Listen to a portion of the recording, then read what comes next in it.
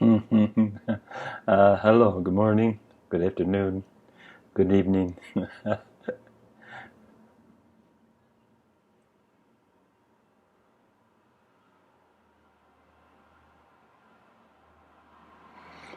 Today I wanted to talk a little bit, share a little bit, reminisce about what happens. Okay, let's say that you're able to shed your ego, to truly let go to everything that you had always thought you were. To make room, you have to let go. My wife is always telling me she downloads movies onto my 30 gigabyte USB and says, "Well, we gotta make room. We gotta get rid of the past, get rid of the old ones to make room for the new." Yes, what holds so in the technology world is only mirrored and is likewise equally so in our day-to-day existence. But let's say you surrender, you recognize, you surrender.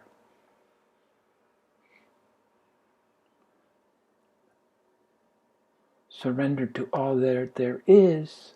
You surrender up all that you found isn't. To make room, of course, for what is.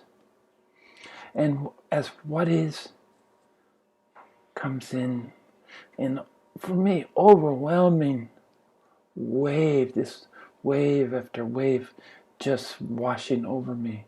Just as my experience of being in a library with bookshelves to the ceiling, somehow the library at Alexandria, the great library in Egypt, came to mind at this time when this was occurring with me. But these tall bookshelves, crammed full with books that just come wave after wave after wave, which you're not even aware that you're absorbing. It's part of the process that you start to know all that is knowable, all that has ever been known, all that will ever be known, all that is known as we speak. This wave after wave and after wave. And it seemed like this process went on hours for me when I was in the throes of this 2-day life-altering experience. So too, the waves of what is, just as information destined to be knowledge and crystallizes in wisdom. This wave after wave of what is. In the case of the libraries, it did stop. Unlike this experience of experiencing what is, just wave after wave after wave, and it goes on for infinity, forever and ever and ever. This is a never-ending process of experience what is so, what you are and who you are, and why and how and when you are. This is a continual, just wave after wave after wave. As an old-time surfer, you know that you would hope that you push through the waves until time that you become outside of the set, and then you position yourself to catch a wave. Well, there's never a respite from this onslaught of wave after wave after wave. There's no law. There's no break. There's no getting beyond. So, what to do? And I think the answer is live with it, just like we live with everything else.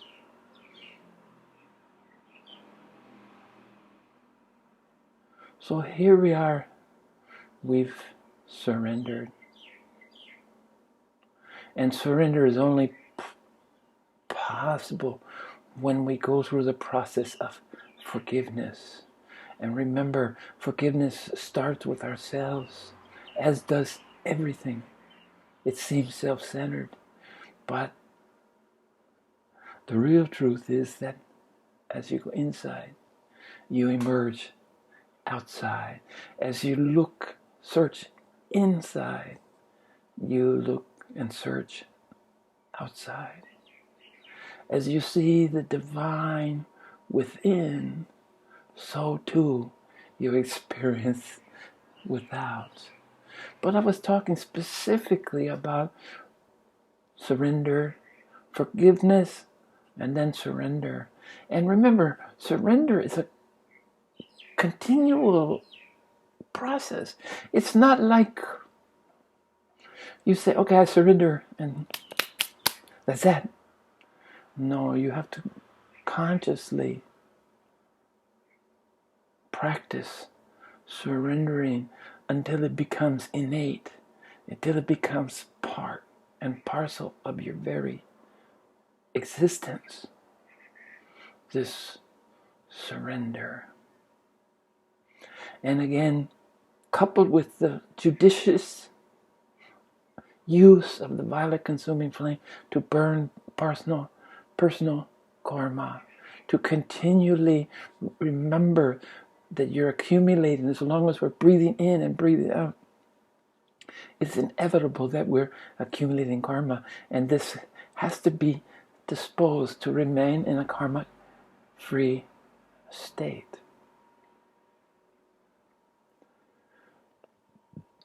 But what of these falsities that we clung to for so long? What of the life vest for the ego? Is memories.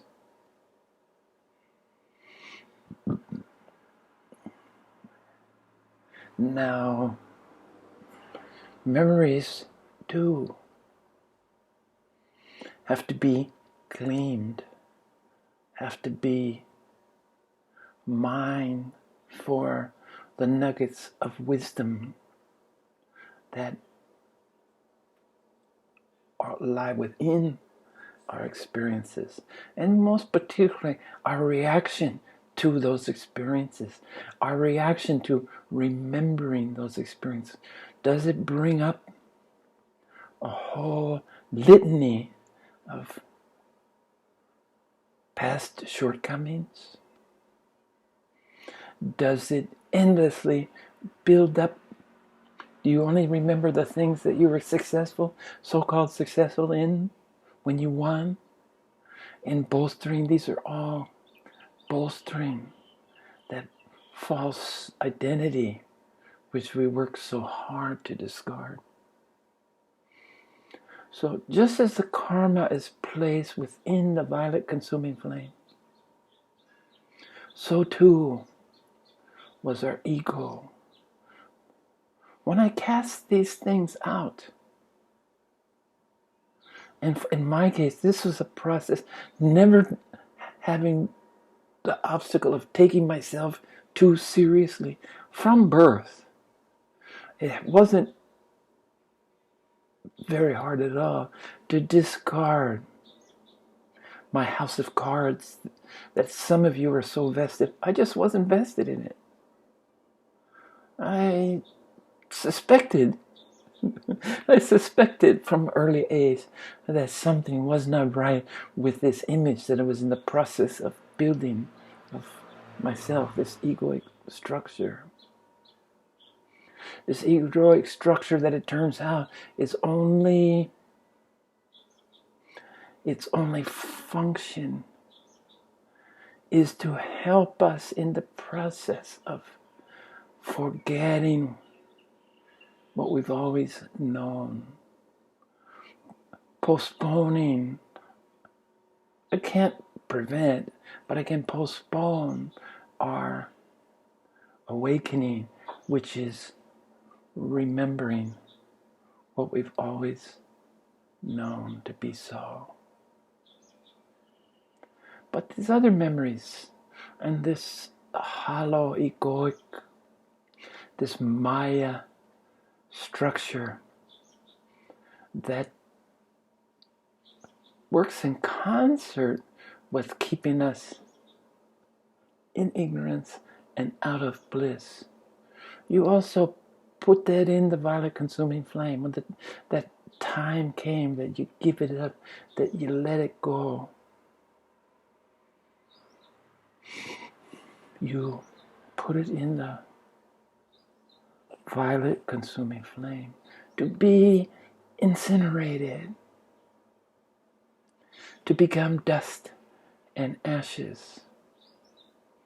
And today, I call this sharing ashes to the wind, ashes to the winds. The residue of the process of the consumption of the violet consuming flame, the residue needs to be scooped up, tossed to the winds. Because this world is never wasteful. Even the ashes, the slag that's left during the process of refining steel, the slag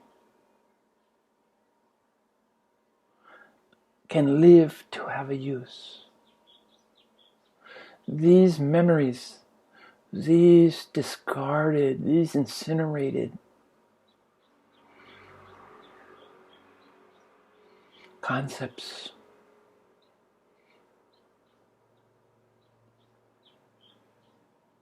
need to be recycled, and the universe would find a way to use them. It's amusing to me to think that some of the things that I tossed away may possibly be of use in some other time or place. It's amusing that what I struggled so hard to rid myself may have an inherent usefulness. I shouldn't say may. That does, as it turns out, have a positive, constructive usage. I like to think of it as seeds are germination, just like seeds are germinated. Ideas, plants, ideas start with a seed, germinates, grows, flowers. The metaphor works between us and the natural process surrounding us, works very well. So it's amusing to me that this slag, this waste, this residue of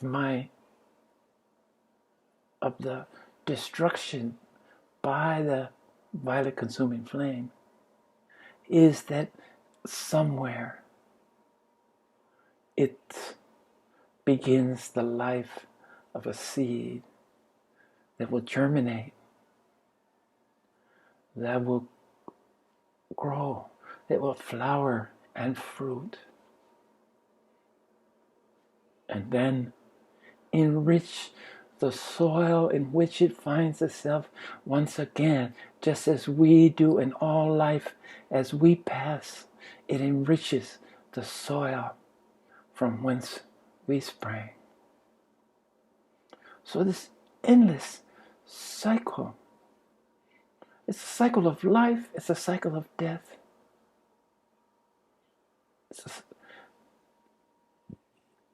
And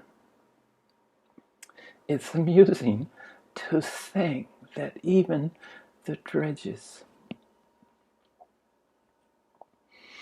the consciously expelled remnants of my egoic self, were offered up in the spirit of reverence. Never forget, when I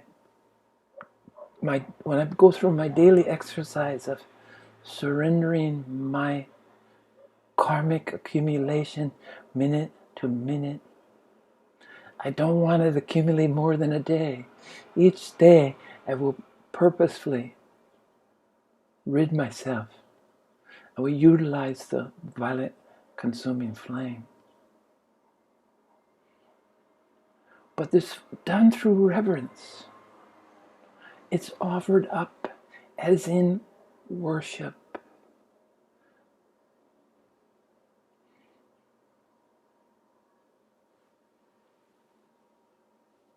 Here you go.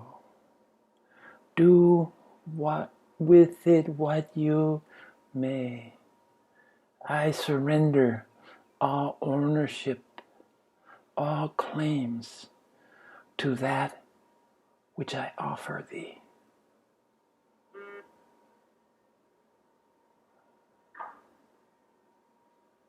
It's a time of quiet. It's a time of gratitude. Most importantly, it's a time for gracefulness. I probably don't talk enough about the importance of living and dying gracefully, in grace, which means in sync, in step, in time with the universe.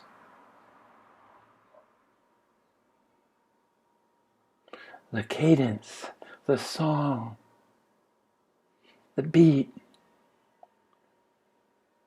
hear it, be it. What beauty we're truly blessed with. The opportunities are limitless to participate in this beautiful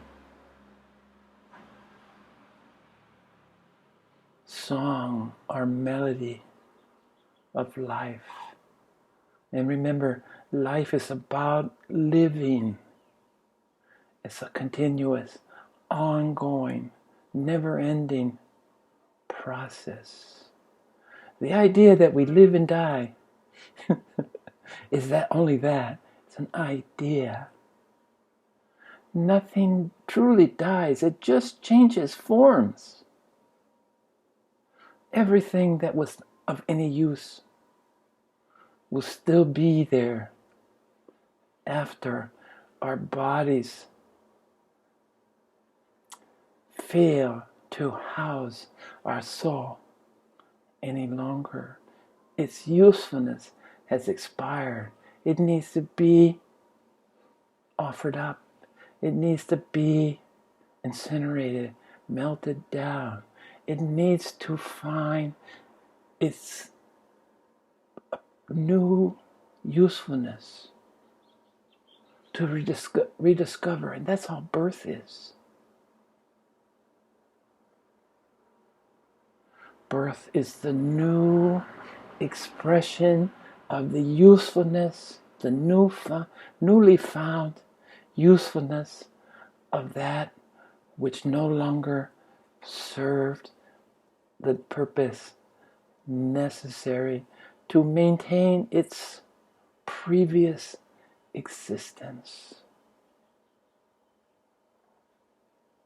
But just as I said, There's a gracefulness, a gratefulness, a grace, a living grace in cleaning the residue that's left after the violet consuming flame does its thing. Taking that residue and symbolically freeing it by casting it to the winds. And I think this is what so hits home so much when I read that, ashes to the winds. Even as I say those words, it's truly, truly liberating. I feel free. I feel at peace. And all these things go to maintain what has been most important to me. What I've discovered to be most important to me was equanimity, to always reside in this state, come what may. As a younger man, I've always sought clarity, because clarity was the most elusive to me. And ironically,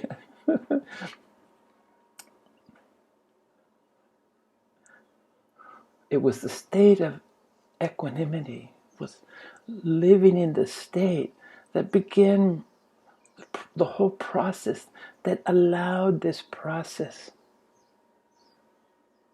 When I'm talking about process, I'm talking about abiding, awakening, lasting, permanent awakening. Equanimity was the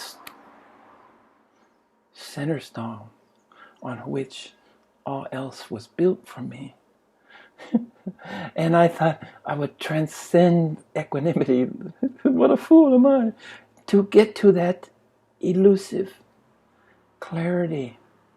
Now I only can smile because equanimity is always with me, whereas clarity, bliss, even joy are elusive states to me, even as we speak. I can't say be joyful, or be blissful, or be clear. I can't command. This is given to me in little doses,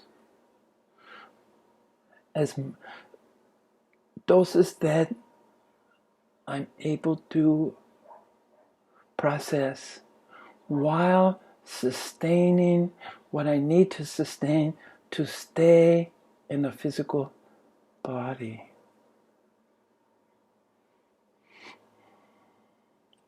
For me, clarity, bliss, are states so powerful that the allure certainly comes up, and it's so easy. I can taste it.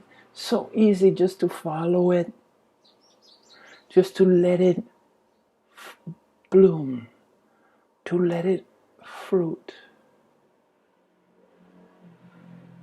and move on beyond this mundane plane that most of us are simply trapped, or we're deluded. In fact, we're deluded into thinking that we're trapped, when nothing could be less so. All is available to all.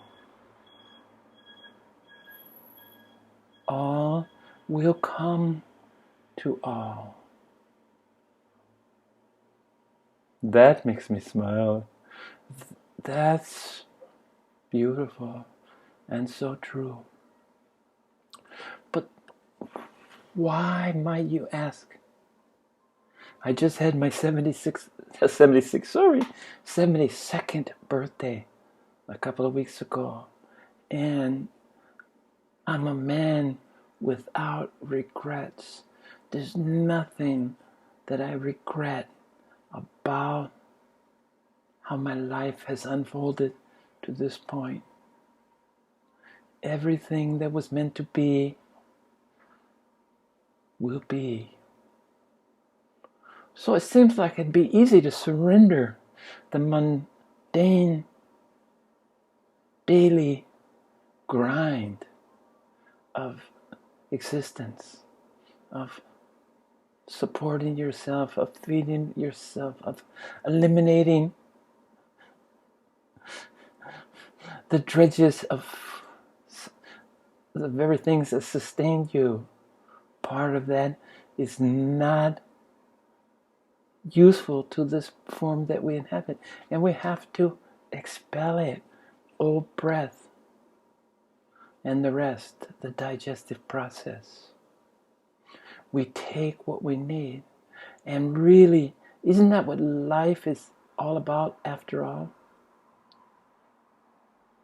We take what we need, we share, and we give everything that we've got.